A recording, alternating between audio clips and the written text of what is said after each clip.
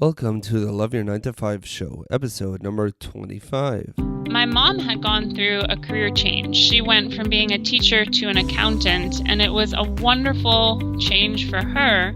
So I think my parents, with the best of intentions, kind of thought, well, we already know the answer for what career path you'll like because we know what your mom likes, so you should just go be an accountant.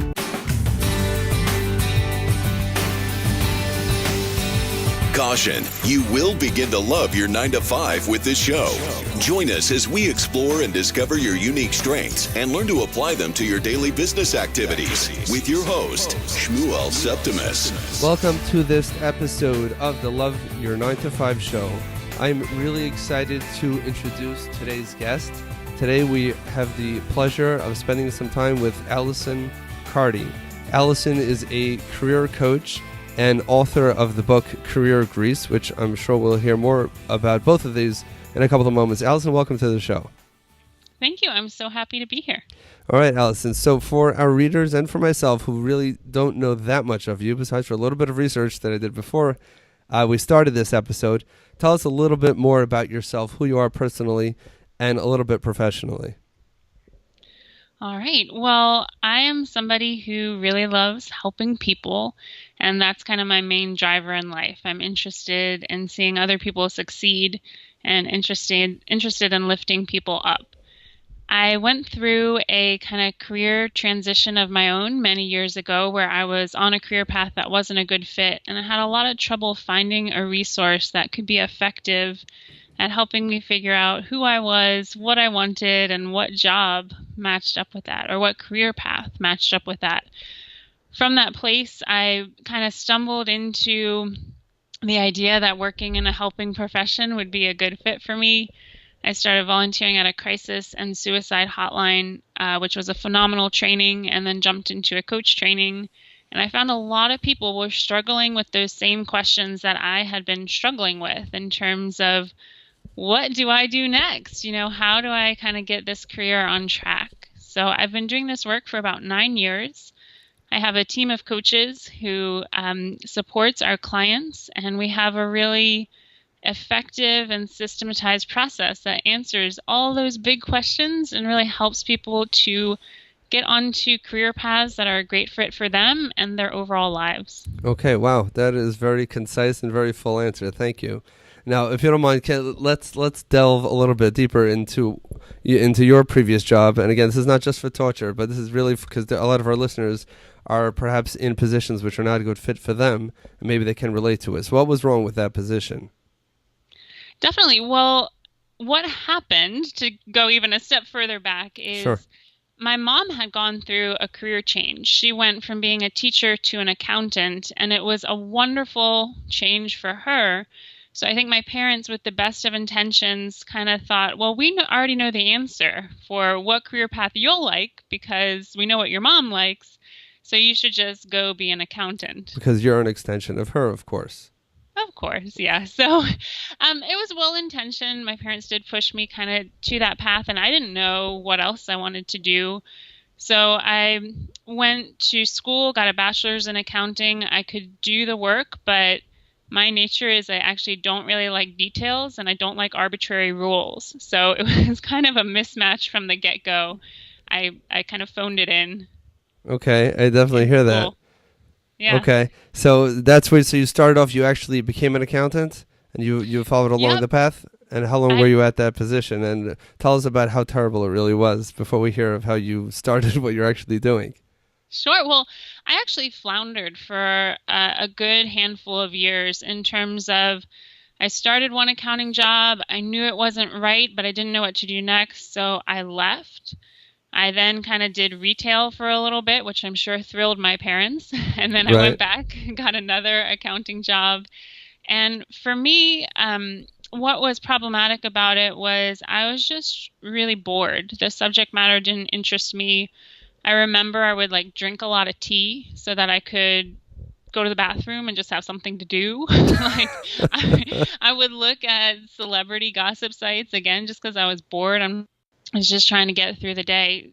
The environments I were in were net positive, but just the tasks were really not interesting to me. They weren't challenging for me. And I was just counting down the days and dreading that this was going to be the rest of my life. Wow. So you're not the one to be looking at a screen with numbers and working with very exact, detail-oriented information. It seems like you're more the creative type. Is that correct?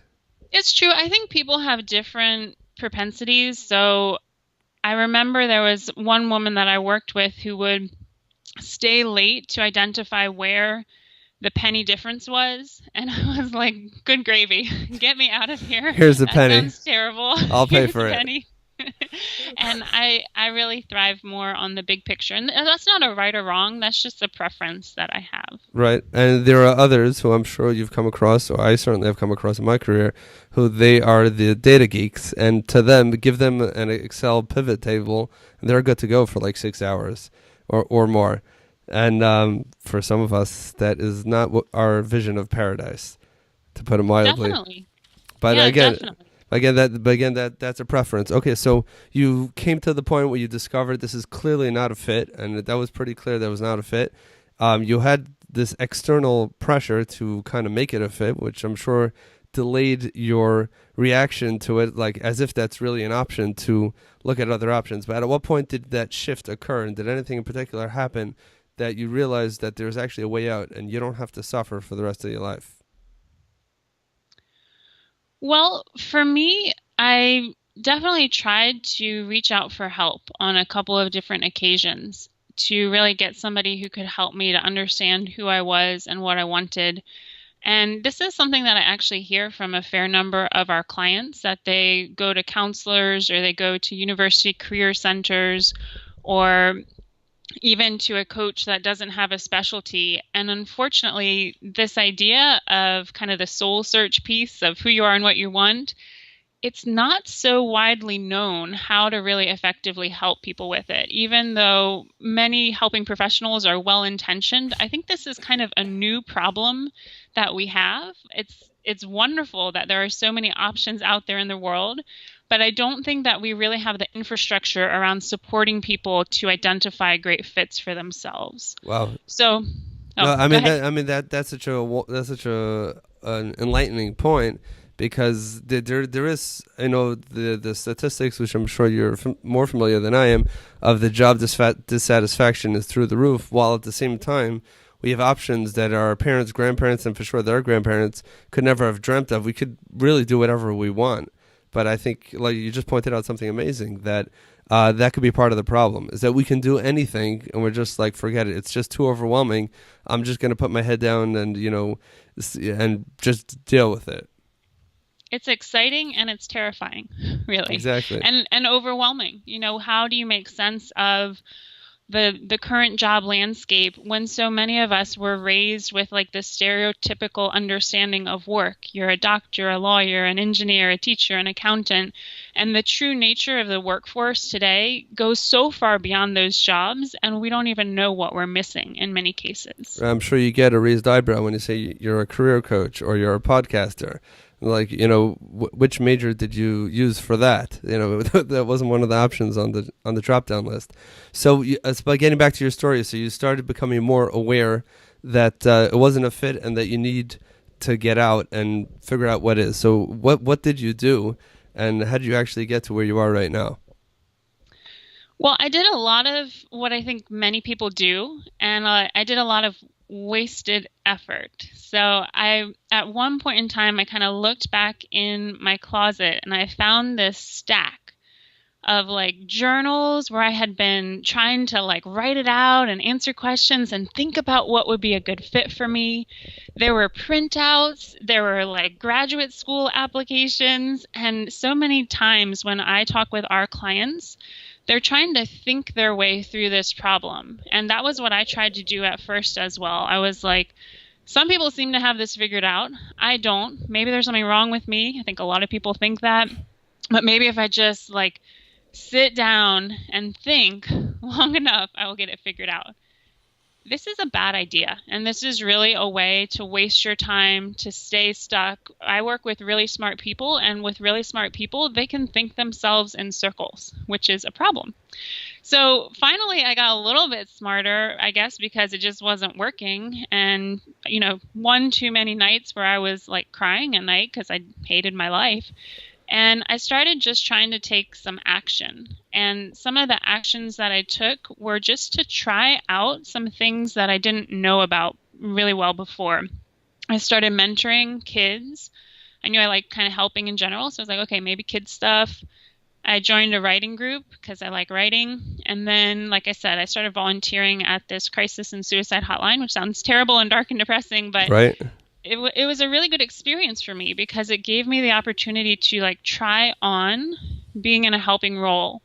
And what I learned from that experience was, one, there were other people like me, which I had like no clue before. I'd gone to a math, science, and computer science focused high school, then to accounting, and like no clue about helping professionals. And then I also learned I was good at it, which both of those data points were really encouraging for me.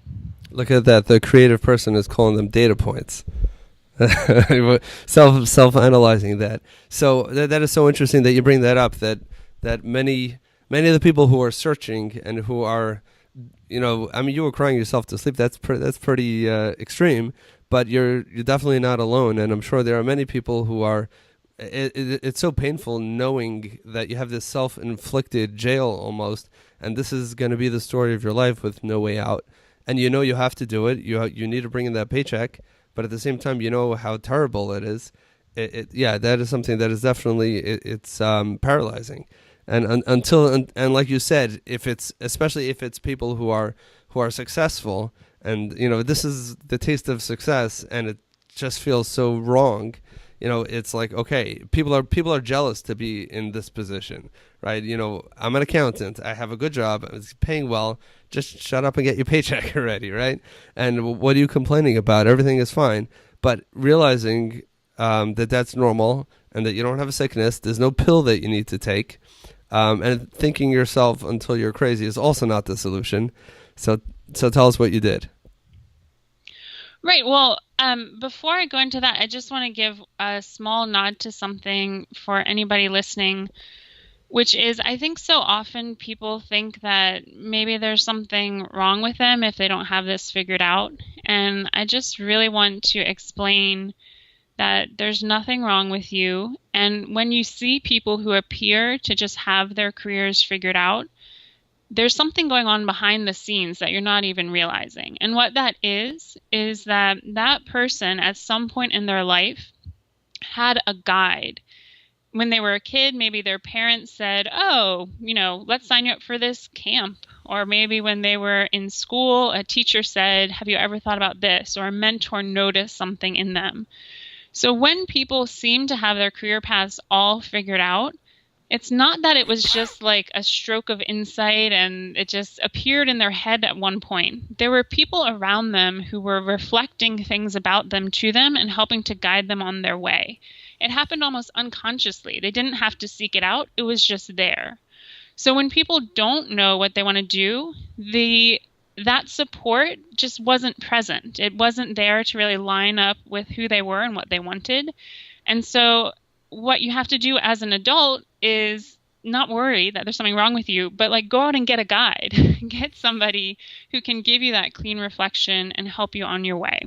Awesome. So go ahead. No, I really appreciate that because we're kind of conditioned to think that if you need to go to somebody else, there's something wrong with you and, you need a shrink, you've got some sort of psychological disorder, which is okay even if somebody does, but this is something which you cannot see the full picture when you're not outside of yourself. And you also have to be willing to listen because, many times people will, there are a lot of signs along the way, but because either we think we have it figured out or we don't want to hear that because there might be some fear, there might be some anxiety, there might be something else, that's blocking us from listening. So then we don't listen. So I would just maybe add to what you said is that there were people who were mentoring them and they were willing to accept whatever it was that was being reflected back at them.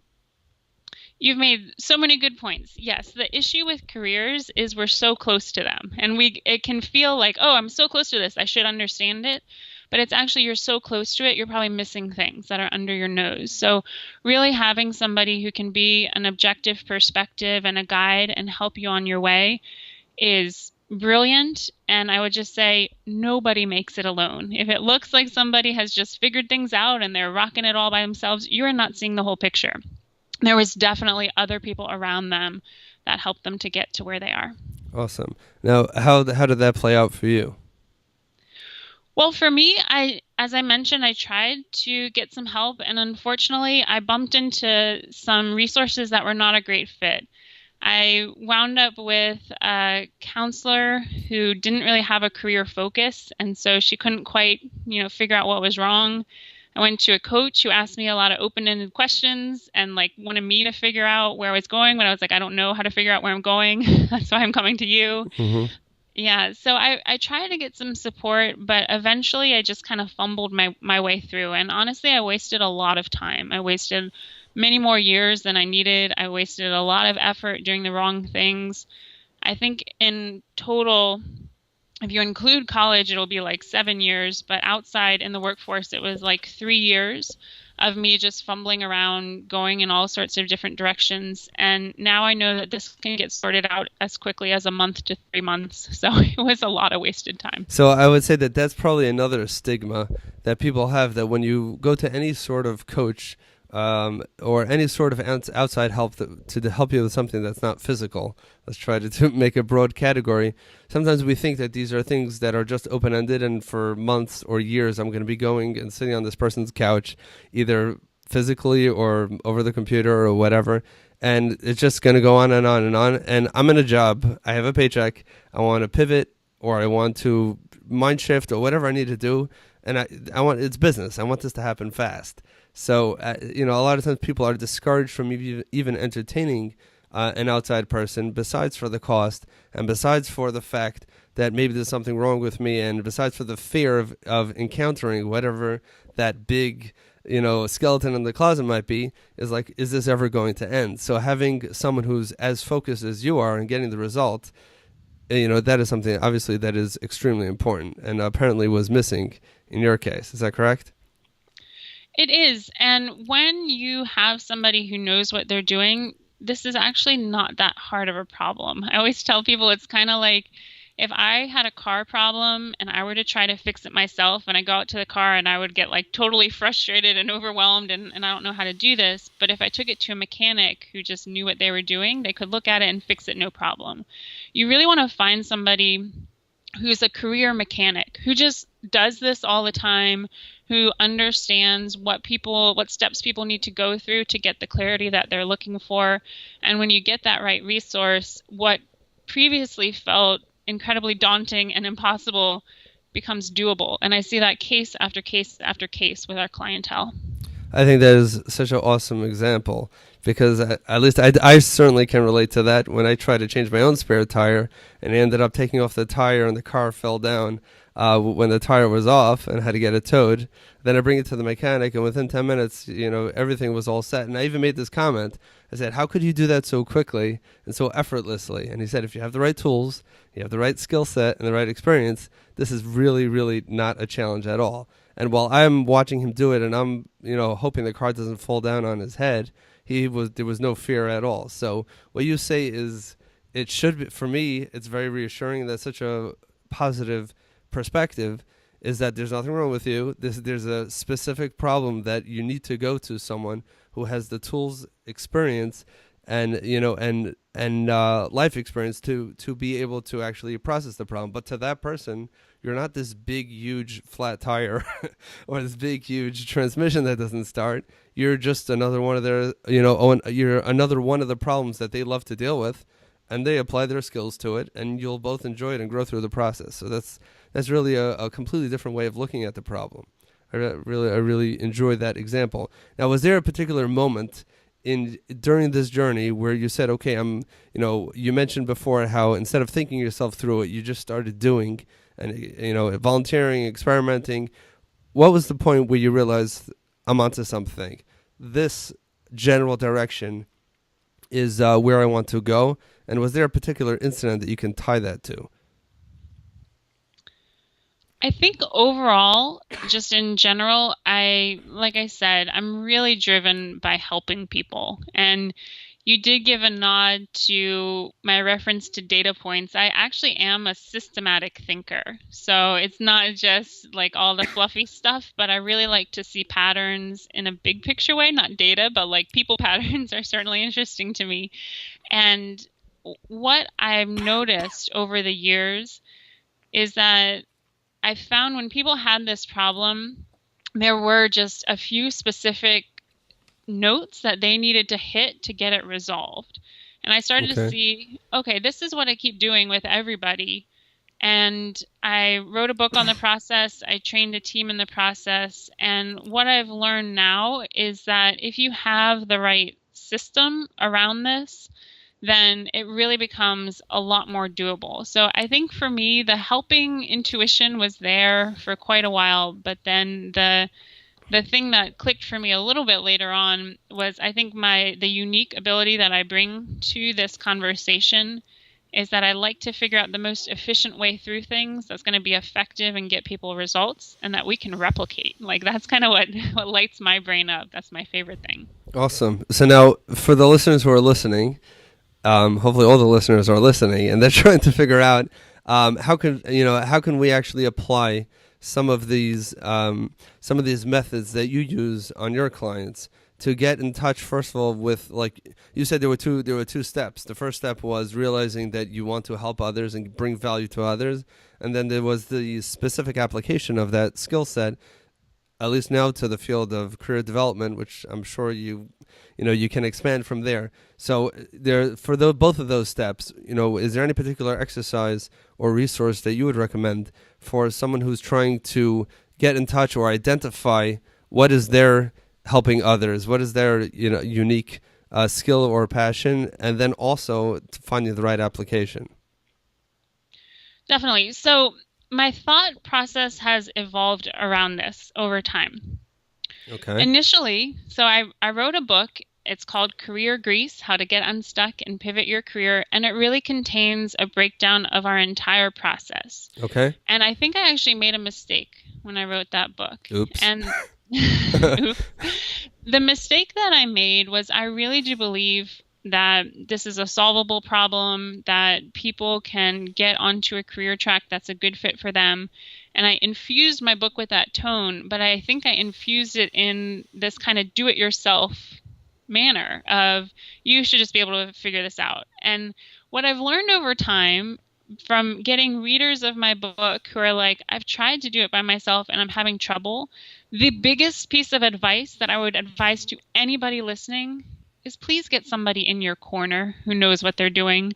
Like, this is not really a do-it-yourself type of process. Some people might be able to spend half an hour journaling and have like some thought about it. But if you've spent more than that and you're still struggling, please don't leave it in your own brain. And the reason why I say that is because your brain has assumptions. It only knows so much about what's out there in the world. It might have particular limitations or social influences. So if you just try to solve this within your own head, it's really a recipe for failure. So I'm not actually going to give anybody an exercise to say, go off and do this by yourself. The only thing I would tell you to go do is please go find somebody to help you with this. And certainly there are excellent career services out there. I have a particular favorite, you might guess. Yes.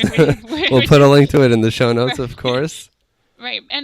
And I would really recommend a professional because there's so many subtleties that go into this that you don't even realize.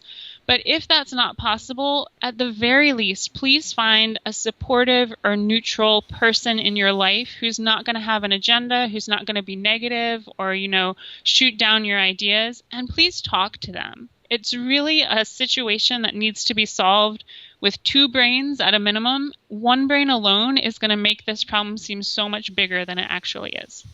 See, this is like the same tone, similar to what you said before, is that, until you realize that this problem is solvable, the problem seems to be insurmountable. But once you realize that, A, you really believe in no, and I mean, having solved this problem many times for other people, you certainly can say with confidence that it's solvable, and B, knowing that it's not very solvable by yourself. This is not Home Depot. You've really got to bring someone else, like you said, and a lot of times, people may say a career coach and spend money. I'm not that broken. I could fix this, or I'm going to watch YouTube videos or take a cheap course online, or I'm just going to look at all these random blogs. And people can gain quite a bit from those resources. It's possible. But like you said, until you find somebody, and sometimes you can find a Facebook group that could also be, if you don't have someone with physically in your social circle that can help us, usually the smaller it is, the more real it is. But again, nothing, like you said, nothing comes to actually having a live person where you can sit and talk face to face and really go through these problems. Now, in your professional career, is there any one particular success in your business that you're most proud of? And maybe tell us a little bit more about that. Are you talking about a particular client success? Or a program or a service that you offer, but a client probably will be more exciting for the listeners because we've got the story in there. Definitely. All right.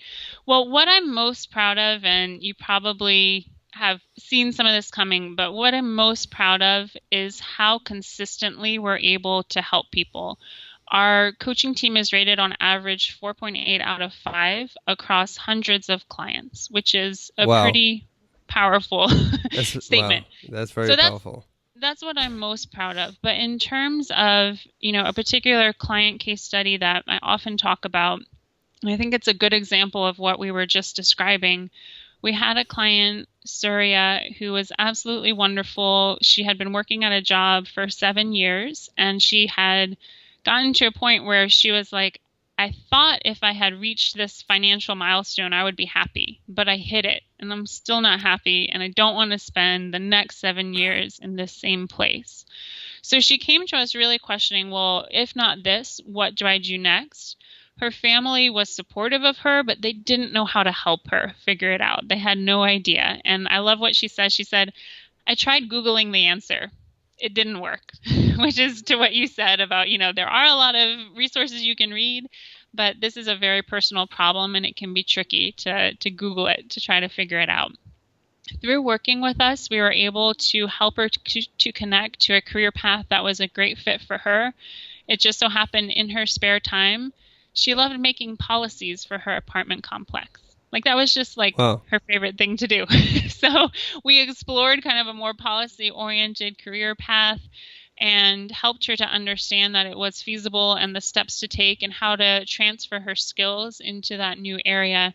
And she, after working with us, we follow up, we keep in touch with our clients. She said that the worst day in my current field is better than the best day in my old job. Wow. So that's how big a difference there was for her. So that's a complete transformation, from dreading it to actually loving it.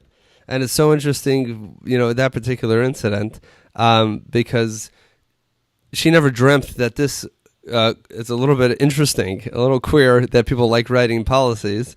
And I'm a little bit guilty of that myself, but that's for another time. But that she said, this very technical thing that many people would shy away from, she probably never dreamed that she can actually make a career out of it. And just didn't assume that was a real possibility. And besides for honing in and realizing this is something that she really likes and loves, and that she could actually earn a living doing that, and not only be able to reach whatever milestones she wants to reach, but also to enjoy the journey. You don't have to suffer for your paycheck. I mean that is such a rewarding thing for her, and obviously for you to see that. Now, I want to go back to something that you mentioned earlier, and in passing, and I've never discussed this here on the show, but something that bothers me a lot, and maybe you'll be able to help me out with this. It's not go for it. Not on the paper. I like it. Like I told you before the show, I think it was before, that I don't have the typical the typical standard education, and that I spent a lot of time in the Talmudic study, and I didn't have the regular college experience. But I've hired many people.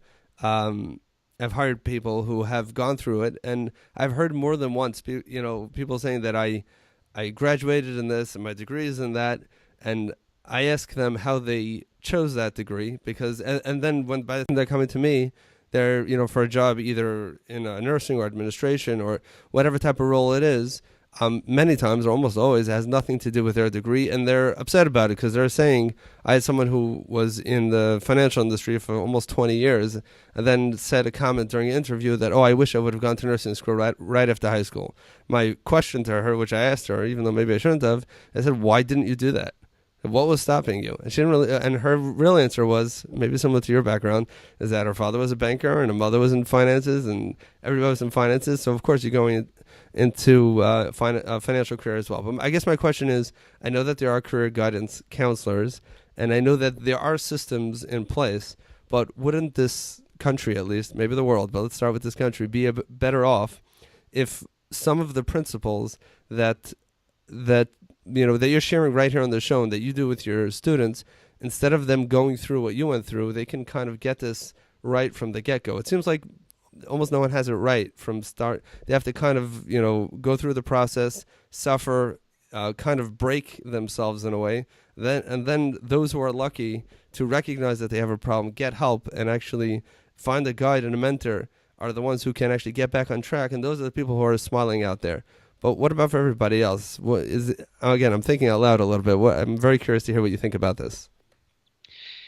Yeah, so you've brought up a big point, and I think that I'm totally on board, and I follow what you're saying in some respects, and in some respects I would frame it a little bit differently. Go ahead. So as I mentioned, this is a new problem that we're having because of new opportunities.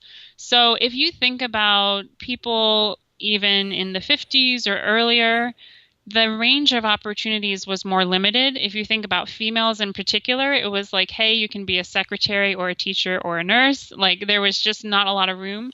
So that we are, however many decades later facing this and we're not equipped. Yeah, of course. That's why we're having all these people going through these stories where they're not knowing how to maneuver their career. I was at a conference recently where they asked a question that really hit me, and it was, is the work that you're doing solving the symptom of the problem or the root of the problem? And it really made me think, because the work that I'm doing is solving the symptom. And, for myself, it makes me think, how can we solve the root of the problem? And something that's on my radar screen, we haven't rolled it out yet, the angle that I'm going to start with, though maybe I'll switch it up, as we expand and figure it out, is to teach parents how to be that guide for their kid. Because I don't think it's necessarily the college department or the career service or somebody who catches them so late in the game where they've just kind of been following a track and then they get to it and they still don't know themselves.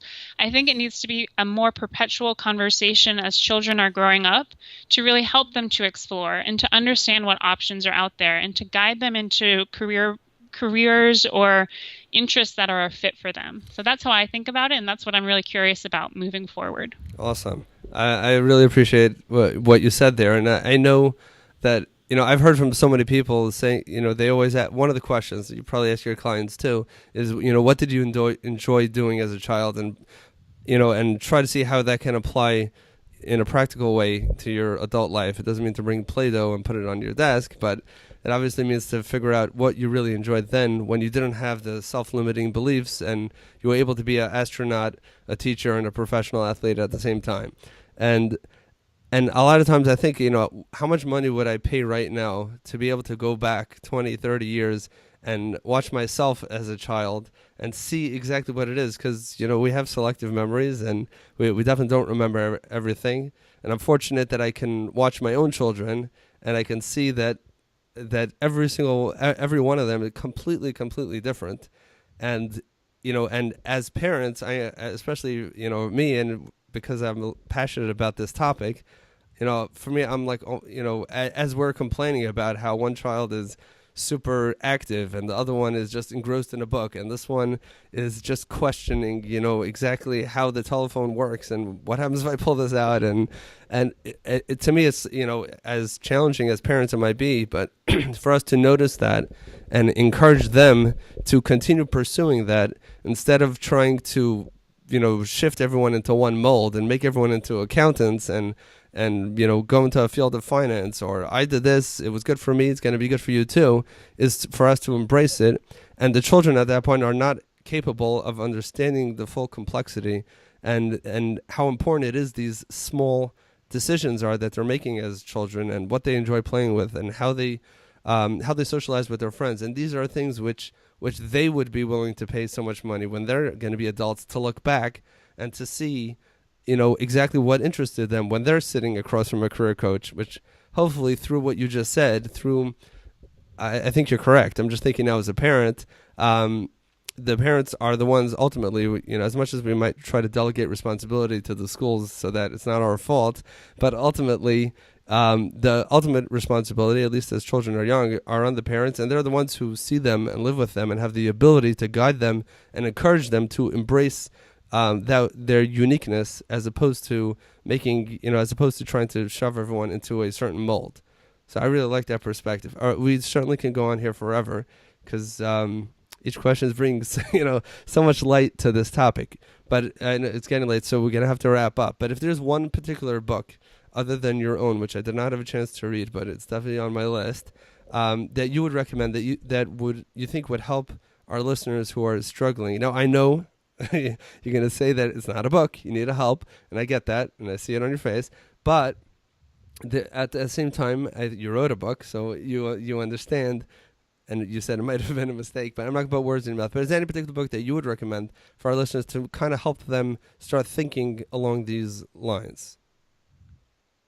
One of the books that I think is really powerful in terms of presenting some frameworks around this topic is Finding Your Own North Star by Martha Beck.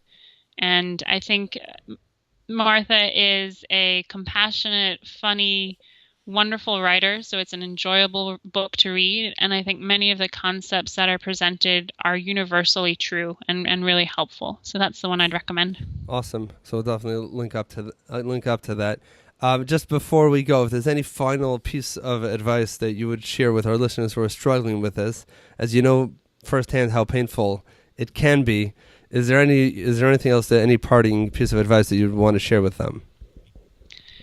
Yes, and it's probably going to come as no surprise. I'd really encourage them to take action. And the action that I would encourage people to take would be to reach out to somebody who can help you with this. It's really something that you don't need to struggle with alone. If you get the right resource, it might take you a couple tries to find somebody who's going to be a good fit for you. But if you get the right resource in your corner, there's going to be a really clear before you got help and after you got help. And I'm really rooting for that brighter future for you and for you to connect to the life that's a better fit. And I know that's the most powerful action that you can take, is just to reach out a hand to somebody who can lift you up. Awesome. And yes, that was kind of expected, but I like to hear the way that you summed that up. Now, if for our listeners who want to learn more about you, you mentioned that you have your own podcast. Give us information to the podcast and how they can follow you on social media and everything else that's Alison Cardy. Sure thing. Okay, so everything that's Alison Cardy is probably a big world, but in terms of everything that you're willing to share. Right. Everything that I think is most relevant to your listeners is actually our website, cardycareercoaching.com. That's Cardy, Cardy, careercoaching.com. I'd really encourage people to click around. We have client stories just so that you can see what's possible. So if you're kind of feeling like nobody's ever felt this way before, I can promise you other people have felt this way and they found their way through. You can too. So that's what I would most recommend. I do fill the role in our organization as the business owner and leader. So I do have a podcast that's more business oriented, which is To a Billion with Joy. To a Billion with Joy. Okay. And we'll link to that in the show notes as well. Alison, thank you so much for your time. I really appreciate the perspectives that you shared with our listeners today. And I look forward to staying in touch and following all of the wonderful projects that you're doing. You are so welcome. Keep doing the great work that you're doing. I love your message. I had a really fun time talking with you. Okay, likewise. Thank you. Before we go, we just want to read a review from Jason Skinner. Jason writes, loves Shmuel's show, great perspective on life and how we should be living with purpose and intention. Great listen. Jason, I agree. If anyone else would like to share the love, head over to the iTunes store and leave a review for the Love You 9 to 5 show, and we'll be sure to give you a shout out on a future episode. Thank you and look forward to meeting you in the next episode.